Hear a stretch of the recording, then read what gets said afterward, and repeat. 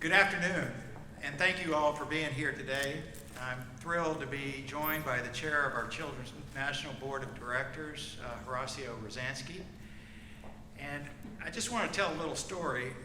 Years ago, Mayor Muriel Bowser had the vision to turn this site into a dynamic and thriving community where people work, they live, and most importantly, to what we're talking about today, they innovate.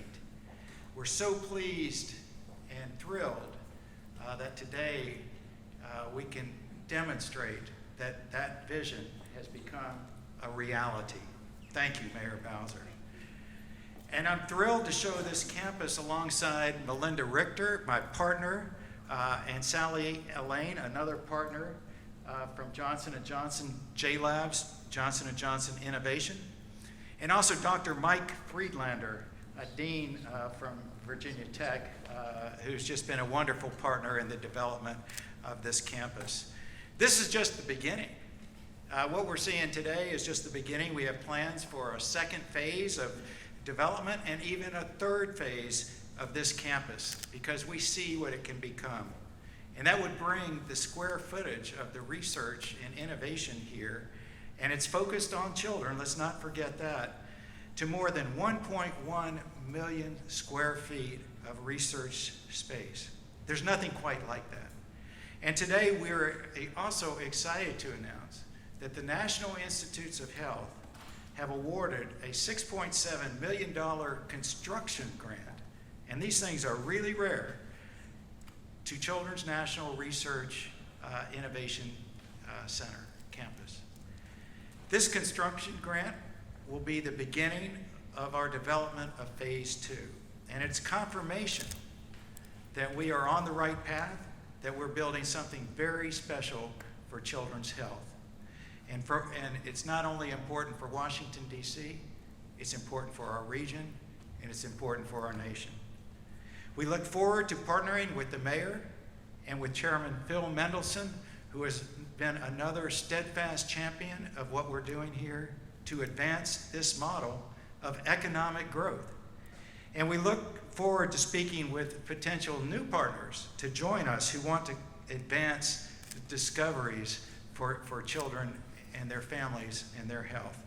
With that, I'd like to turn it over to my great friend, someone who had the vision and drove it through, even in the midst of a pandemic, did all the things we needed to get this done. Mayor Muriel Bowser. Thank you, Mayor.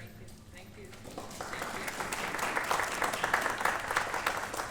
Well, good morning, everybody. I am just delighted to be here to officially welcome Children's National and J-Labs to the Walter Reed campus. So I'm going to lead a round of applause to welcome them to this beautiful piece of Washington, D.C. Kurt, of course, is very humble, not only a brilliant doctor for children, but also a brilliant leader of a world-renowned hospital system.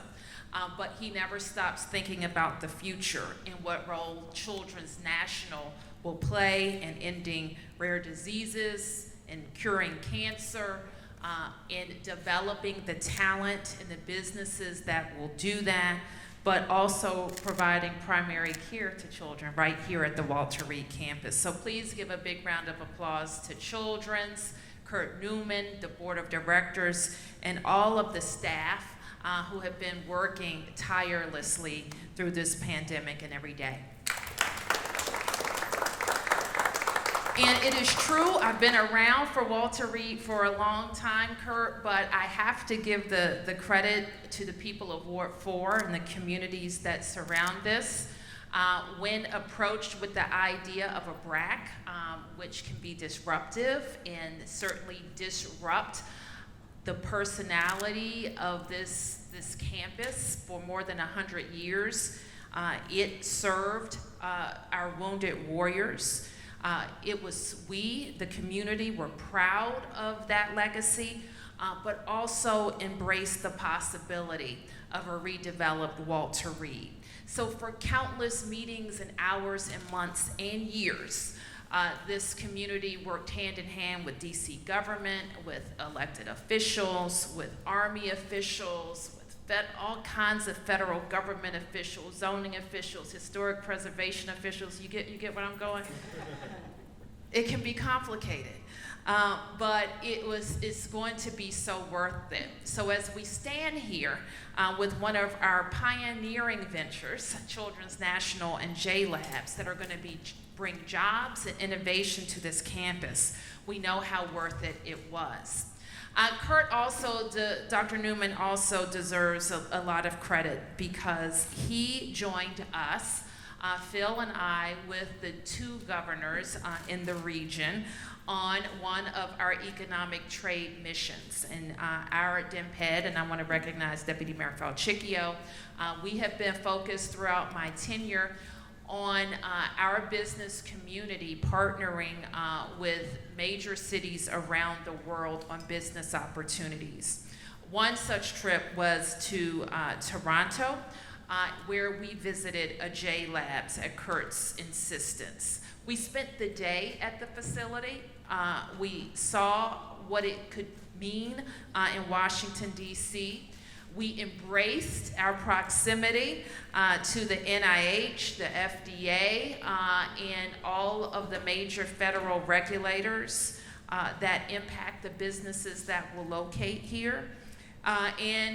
We wanted to let J-Labs know that we would be right behind Children's in their bid to become the next J-Labs. So today we are celebrating that Children's was successful in helping to get the 13th J-Labs facility in the world here in Washington, D.C. And that's good news. Already, the progress is being shown. Last week at our Maternal and Infant Health Summit, there were quick fire challenge awards made to early stage companies, and they were specifically chosen because their work aligns with the needs of the DC community. Dr. Nesbitt and I got a chance to chat with a couple of researchers who are focused on children's issues with asthma and obesity. And the Quick Fire Challenge awardees will be focused on maternal mortality, cardiovascular disease, kidney disease, and much more.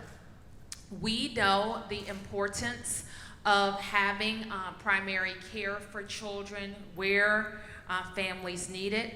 That's why we are very happy of Children's commitment to our new Ward 8 hospital and their commitment to primary care here in Ward 4.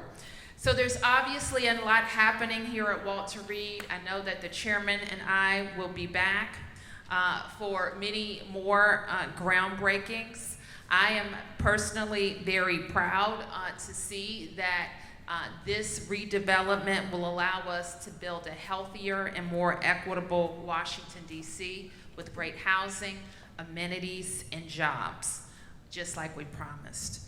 So with that, I am very pleased to turn to Chairman Mendelson, who I know worked very closely with our former council member, Brandon Todd, on ensuring that all of the legislative things that needed to happen did happen to have Children's and J-Labs here. Chairman Mendelson. Thank you, Mayor. And good afternoon to all of you. It's really, there are two words to come to mind here. This is exciting and unbelievable. I'm really pleased to be here. I can speak for the Council of the District of Columbia because we put considerable amount of money, millions of dollars, into the capital budget to help support this, as well as to send a message that the government is behind what's happening here. I think this is really exciting, and I think of it this way, not just the points that the mayor made with regard to the importance of health care and improving health outcomes, but the fact that this is about innovation and that it is, if you think about a no-brainer for the nexus with all the other research that goes on in this region with the National Institutes of Health. So I'm looking forward to this continuing to grow and other ways that the government can be supportive. as this grows. Thank you so much. Thank you. Okay, so with that, I will take some questions, and Kurt and John and Sarosh, if you'll be on standby to answer any specifics. Yeah. Yes. Yes. Yeah, I'm just wondering if somebody could just talk a little bit about how this would impact healthcare outcomes for children in Washington, D.C. and our region, and also if somebody could just put some numbers on jobs that this would create Sure. for our region. Thank Okay, let me turn to Kurt to start.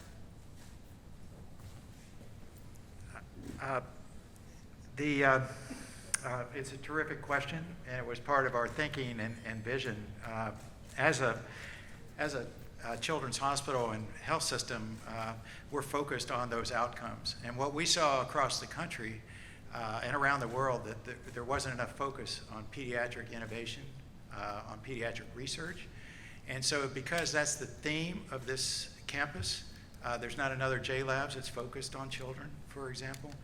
We thought one way would be to highlight the necessity for increased investment in research and development for children's issues. That will have a direct impact in a positive way for the children and families of Washington, D.C.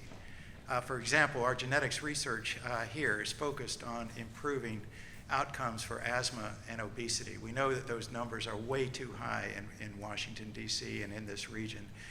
The research that's being done here, the first recipients of the benefits of that will be the children and families here, whether it's participating in clinical trials of the latest advances, or the great doctors that are working here that can provide those discoveries directly to those children. So, and another way to look at it too is the jobs that are created, and you asked about that. In our first phase, I think we were looking at, and I think it's around 2,000 jobs, and these are jobs in science, in research, that typically would not be in Washington, D.C. So that helps, as the mayor said, builds a vibrant, healthier community to have those types of pathways and career development for young people, that they could come work here or do an internship or get turned on to the excitement of science and children. And then just to bring in Johnson & Johnson J-Labs, for example, one of their companies that they're hosting, it's called Acclinate. Their top people were just here. They were brought up from Alabama. Their whole goal is to increase participation by underrepresented minorities in clinical trials. And we've seen, and that would be just such a huge benefit, I think, if they can build the trust in communities to participate in getting the latest and greatest. So those are just some of the ways that I see that having this in Washington, D.C., not in Boston or California or New York, where some of the other big research centers are, but now Washington, D.C., with all of the great institutions like Howard, Georgetown, University of Maryland, College Park, GW. You can just go down the line, that we can be part of that and create that ecosystem. Thank you. Any other questions? Questions? Mayor, could I just ask you, just while we stay on topic here? Mm-hmm. I mean, I remember being back here in 2016, I think it was, when you signed the deal. I think you even brought your parents to that ceremony here. Mm-hmm. Yes. And then there were neighbors here, Yep. the people who owned the pizza shop up on Georgia Avenue. Yep. People were so excited. Yep. We see the construction that's going on. I can't point in the right direction, but that you looked out over earlier today. Yep. That's going to be the community component to this campus. Can you talk a little bit about that and the future, and when you expect to see that phase of this open up along Georgia Avenue? Well, it's opening up. I understand that one of the residential buildings either already has residents or is about to have residents signing leases. I think all of them are doing quite well. We see more and more interest in lease signs for our commercial partners. The public space that is part of the campus is also starting to open up with a playground and dog park. It's also be a place where we will invest in a community pool. It's another means of public space. The first tenants here, the first occupants of the campus was a school, which we all thought was a kind of brilliant nod to Walter Reed being used for the community. So as much as I know what's going on and I'm briefed and I read and I pass by every day, still being on the campus and seeing how beautiful it is being preserved makes me feel very good. I shared with folks on the tour that, you know, going through a construction process when you're dealing with a historic property or historic buildings can be daunting. But when we look back on this campus 20 years from now and see how well it's being preserved, we all would have had a role in that, and we're all going to be very proud of it. So if they're all off-topic questions, I'm going to let my friends here not have to stand up all this time, and then we'll. Yeah, absolutely. Okay.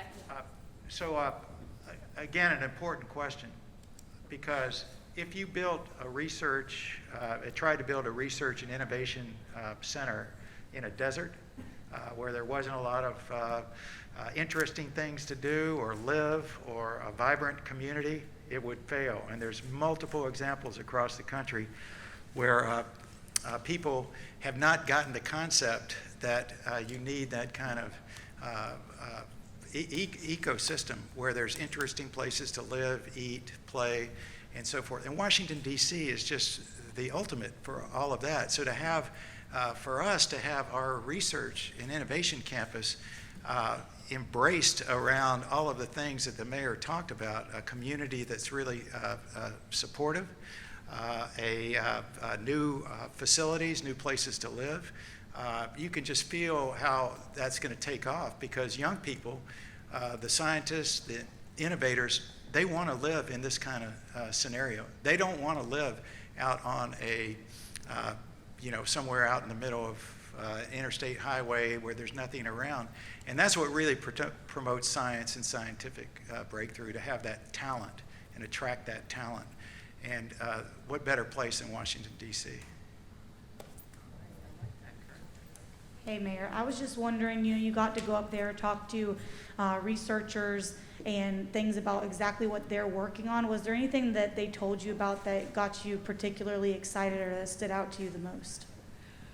Well, we spoke with researchers who were involved with, as I mentioned, childhood obesity and asthma, but also with a researcher who's going to be traveling to Africa to help diversify the scientists' ability to compare. Now, I'm not a scientist, but to compare genes to see.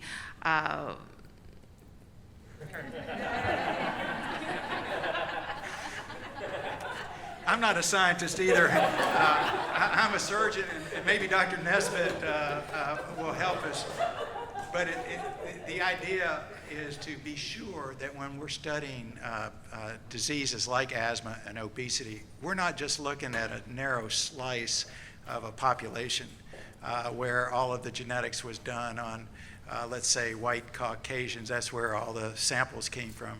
We want to be sure that there's a broad representation of communities that are affected and maybe have even more impact. And I think the mayor and Dr. Nesbitt heard about the high levels of asthma and obesity here in Washington, D.C.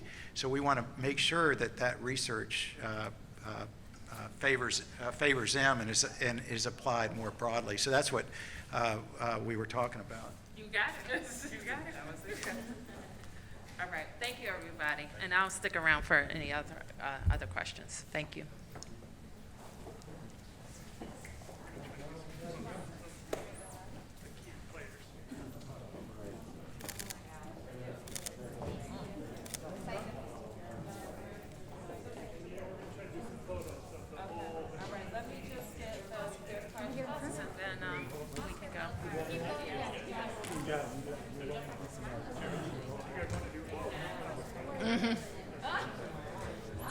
Okay, who wants to go first? Who wants to go first? Yes. Hi, thank you, Mayor. Hi. It's a beautiful facility here, a lot Thank of work you. done, but it's also not lost that the Longfellow mass shooting is about a mile away from here. Just yesterday, we had multiple people, at least 8 people shot in the 7th district alone with a 12% increase in homicides. I know you've put a lot of money into community resources. We've been talking about this for months. My question to you is based on what we're hearing from the different communities. What is it going to take for you to request either the National Guard or institute a curfew to address some of the violence in some of the most needed areas? It would take a demonstration that would stop shooters from shooting, and I don't know that either would. We're talking about, you talk about a curfew, some of the very unfortunate incidents that we have been happening at times that a curfew wouldn't affect. And we know very well that National Guards are not police. So what we are all focused on, especially where we think we have an acute issue, like in Longfellow and Kennedy, is that the people responsible for shooting, who have guns, who've demonstrated that they're willing to use those guns, are arrested and taken off of the streets. And that will continue to be our focus. And my follow-up to that is, you know, the crime is all over the district. It's not just in certain areas. Well, that's not exactly true. We know that and if you look to data, if you're interested, we can point to where we have seen high levels of crime, where we've seen consistent uses of crime, and we can also see where we have an acute issue. And the police, certainly, but also the crime prevention initiatives are focused on those areas. That being said, though, I mean, crime shootings on, you know, in Northwest areas have made national headlines and national networks. What's your response to the people, not just outside of the D.C. region, you know, Virginia and Maryland, but outside overall, who want to visit, but they're seeing these reports of what's going on, and they say, no, we don't want to come to D.C.? Well, I don't think that's what people are saying. Any other questions? Yes. Yeah, Mayor Bowser, I'm wondering if you could comment on the lawsuit filed this morning. I'm guessing you haven't had a chance to read it. I'm hoping you've been at least briefed on it. Several African-American female officers have filed a lawsuit. Just your reaction to that? I haven't seen anything that was released today, Mark, and I have been briefed, preliminarily briefed on the complaint. You will understand that I can't say too much about a personnel complaint, especially one that's being litigated. But I will say this, we will certainly take any claims very seriously and investigate any issues that we deem need to be investigated and take appropriate actions. We pride ourselves in having a police department that we have professionalized. I certainly pride myself in running a government where people want to work. They want to work because they get ahead because of the merit of their performance and nothing else. And I won't tolerate anything less out of any of the agencies. Yes. Mayor, I would like to also ask you, what is your response to people noting that they have not seen you at some of these shooting scenes or locations in some time, and there are accusations that you're trying to distance yourself from the violence in the district? Public safety is my first job, and I will never distance myself from making sure that our communities are safe. Can we also ask Chairman Mendelson a question? Sure, if Chairman Mendelson wants to take a question. Thank you, Mayor. Because I have to bend over. Chairman, thank you for your time here. We've asked the mayor many, many questions on DC crime. I also would like to ask you, because we've heard the mayor talk about in the past how the council did not allow for the hiring of more officers last year. We know that the council passed about half of what the mayor had asked for in the $11 million proposal asking for more officers. That is still the repeated call of some of the constituents in the street. They want more officers on the street, they want more police presence, and police are telling us that they're stressed, they're tired, they don't have enough people on the force. Does the council bear responsibility for the rise in crime that we're seeing in the district? The quick answer would be no. Let me say this. I think it's easy to focus on disagreements between the mayor and the council with regard to the budget. I think that's overlooking the fundamentals of what's going on. We are seeing an increase in violent crime and in shootings. This is not unique to the district. That's not to say that it's okay here, not at all. We don't want any shootings, but it's not that this is unique and that there's something extraordinary happening in the district that's not happening anywhere else. I think the solutions to this are complex. We know from research that's been done. Last week there was a presentation at the Criminal Justice Coordinating Council of some of this research that indicates it's a small group, relatively small group of individuals who are doing these shootings.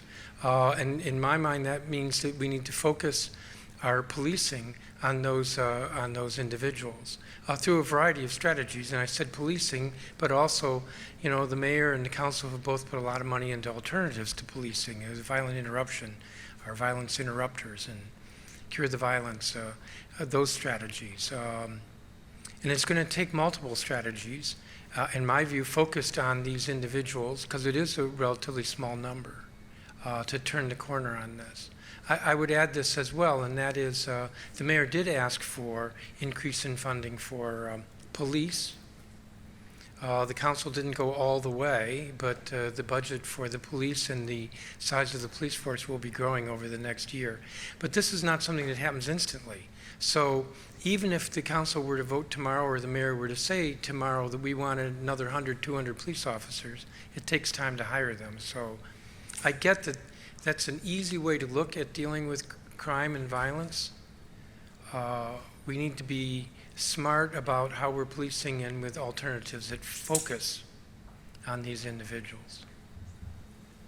About staying on crime, could I ask about if you have been involved at all in discussions with the U.S. Attorney's Office in what appears to be their decision to stop prosecuting some of these gun cases in federal court? That was an agreement that you highlighted a while ago with the USAO. Well, you won't be surprised that I think that's absurd. I think it's absurd. Have you been briefed on this? Have you talked to the U.S. Attorney? We will continue to talk to our federal partners, all of them, because I think that the ecosystem is not fully engaged around public safety, and some of it has to do with COVID, but we need to get back to work. Everybody needs to get back to work. The U.S. attorneys, the judges, the supervising agencies, everybody needs to be in person full time for this ecosystem to work. It just has to be. So I agree with the chairman's assessment that we're probably dealing with a small number of people, smallish number of people, but they're violent, okay? They don't need to be on the street. So when we make arrests, make good arrests, we need our prosecutors to be vigorous. We need the trials to be set. We need them to be supervised. And we need to focus on the entire ecosystem being up and running. And I just don't think it is right now. Could I ask a COVID question? I know we still have Yep. Dr. Nesbitt here. Okay, go ahead. I'm sure she's thrilled about that.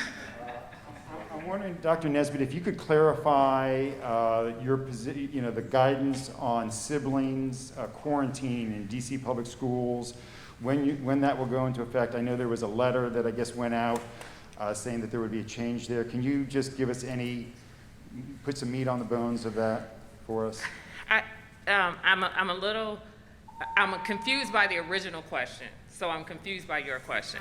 So I will say that, right, so the mayor is assisting me, so I'm gonna say what I think is the root of the problem here. Contacts of contacts have never needed to quarantine, ever. So we are starting to get these questions about if a student is in a part of a classroom where a person in the classroom is positive, and that child now has to go home, let's say it's a 4th grade classroom, they're going home, all of those 4th graders are quarantining.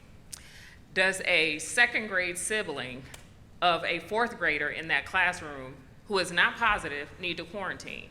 The answer is no. It's always been no. It's not new. It's not new to the guidance. There are some who say, well, it's not explicitly stated in the guidance. Well, it's explicitly stated because contacts of contacts have never needed to quarantine. It's all about risk reduction. It's all about what is the fundamental purpose of quarantine as a public health strategy.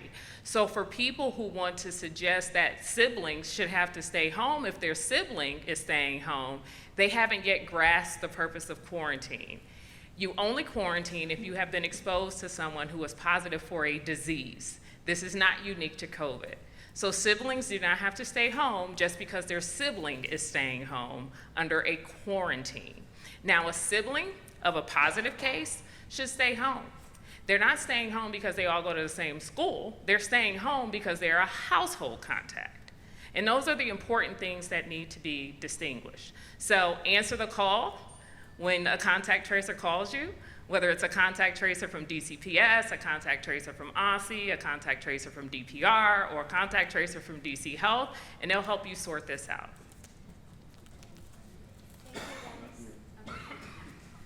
Thank you, everybody. And just to remind everybody that, well, you heard from Dr. Nesbitt directly, but our schools communicate directly with families as well, which is where you're going to get the most direct information for your child. Thank you. Amen.